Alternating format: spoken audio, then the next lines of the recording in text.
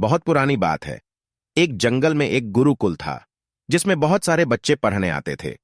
एक बात की बात है, गुरुजी सभी विद्यार्थियों को पढ़ा रहे थे, मगर एक विद्यार्थी ऐसा था जिसे बार बार समझाने पर भी समझ में नहीं आ रहा था।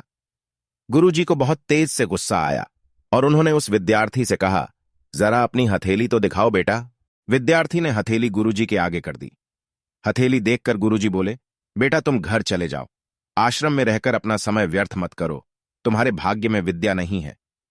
शिष्य ने पूछा, क्यों गुरुजी? गुरुजी ने कहा, तुम्हारे हाथ में विद्या की रेखा नहीं है।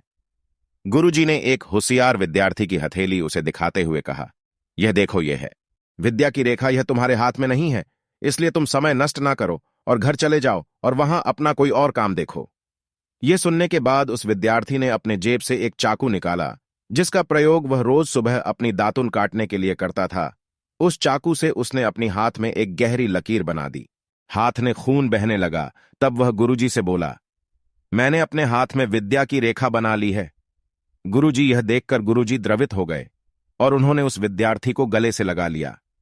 गुरुजी बोले, बेटा तुम्हें विद्या सीखने से कोई ताकत नहीं रोक सकती है। दृढ़ निश्चय और परिश्रम हाथ की रेखाओं को ही बदल देती है। दोस्तों, वह विद्यार्थी आगे चलकर महर्षि पाणिनि के नाम से प्रसिद्ध हुए, जिसने विश्व प्रसिद्ध व्याकरण अष्टाध्यायी की रचना की है।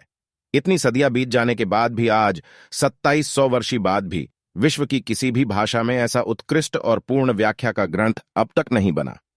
तो दोस्तों, इस कहानी की शिक्षा ये है, लोग चाहे जो भी बोले, हम हर एक को गलत साबित करते हुए अपनी लागन और कठिन परिश्रम के दम पर जो चाहे वो सब कुछ हासिल कर सकते हैं।